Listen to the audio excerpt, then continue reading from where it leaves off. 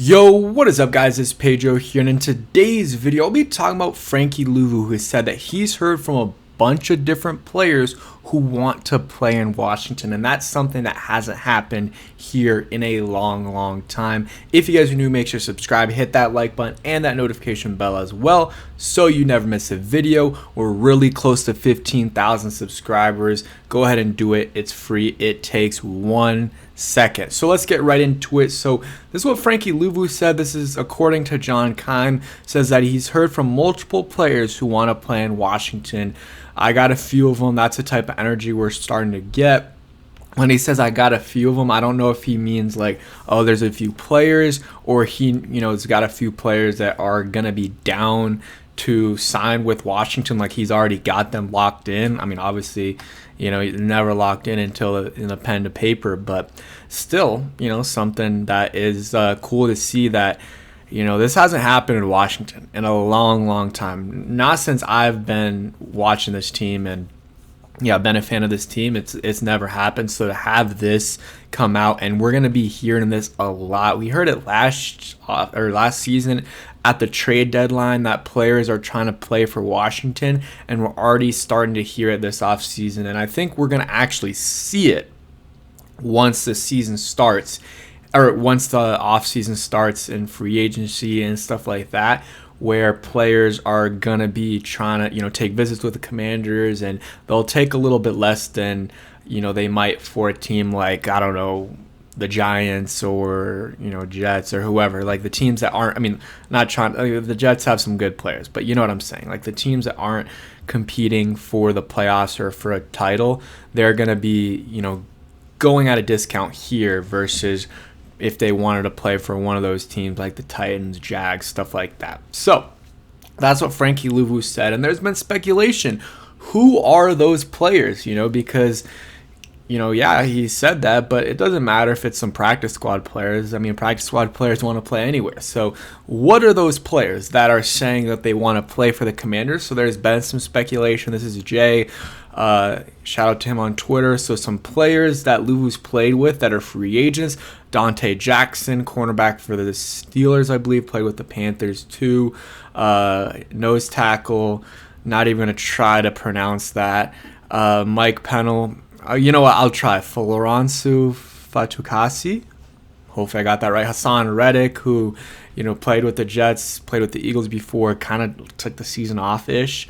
But Hassan Reddick was really good in his prime. Stephon Gilmore still has some good play, but again, at this point, he's a little old. I don't know if I would, if I think that's the best option. Braxton Berrios is a returner. Kelvin Beachum, Crackcraft, and then Andre Dillard tackle. So not a lot of big names, but that's just guys he's played with.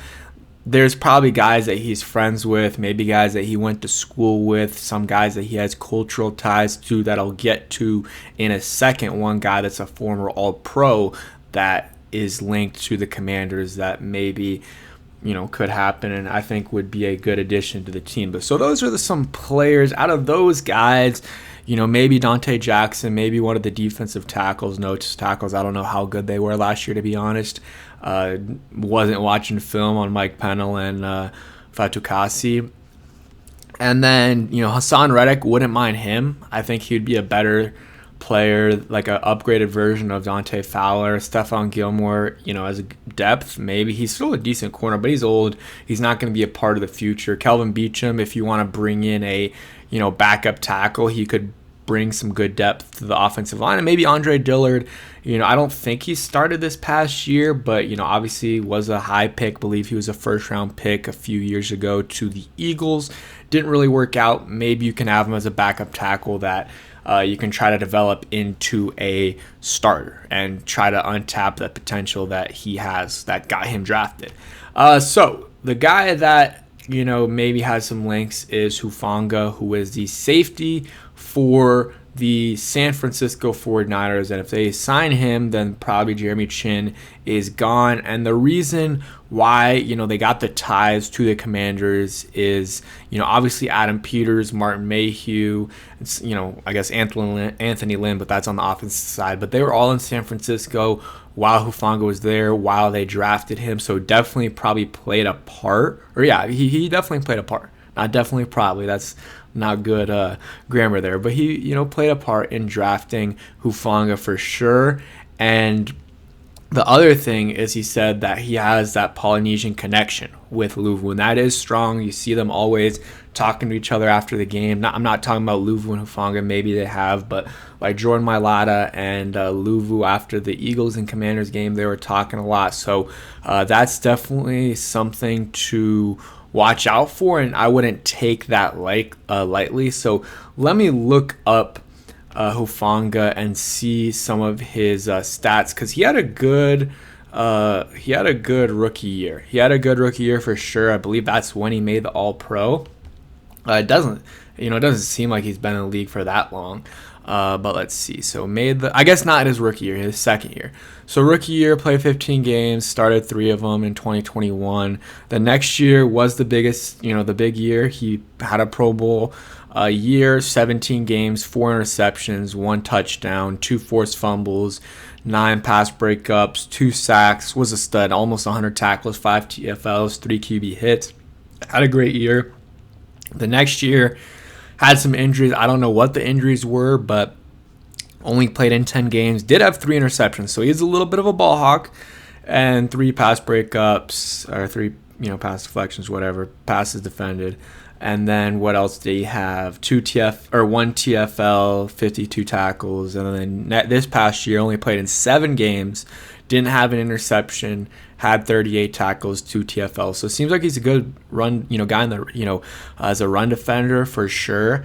Can get you some TFLs and can make some plays. Also get some interceptions. But the knock is that he has been injured. He missed in the last 2 years, he's missed half the games. He's played 17 games in 2 seasons. That's not good. You're missing half of the games, and the Commanders don't need a guy that's going to miss a lot of games. So if you're confident that these are fluke injuries, okay, bring him in. And I trust Adam Peters on that. I know, Adam Peters knows how good of a person he is, the character of Hufanga and stuff like that, because he drafted him. He was in the interviews with him, and he worked with him for 3 years there in San Francisco. So if anyone knows, it's Adam Peters, if this is the right move for the Commanders to make. And I feel like you can maybe get him at a discount because of the injury history with him. He is 6 foot, 200 pounds. What is he, 26 years old? So still, definitely in his prime. This is a guy that maybe you can sign. You could sign him to a 1-year deal, but maybe you want to get out in front of it and you can sign him to a 3-year deal. That's obviously way riskier, but hey, if you feel like he can contribute in the future, then go ahead and do it. So that's, I don't know. I would probably lean on the 1-year deal, maybe 2-year deal, but it is what it is. Played at USC from Oregon. Shout out Oregon. And just turned 26, February 2nd. So like I said, still very young and can get, can have a few more good years of PT. Let's look at some of his advanced stats. So the stats this year weren't that good in terms of pass coverage, but the years before that were pretty good.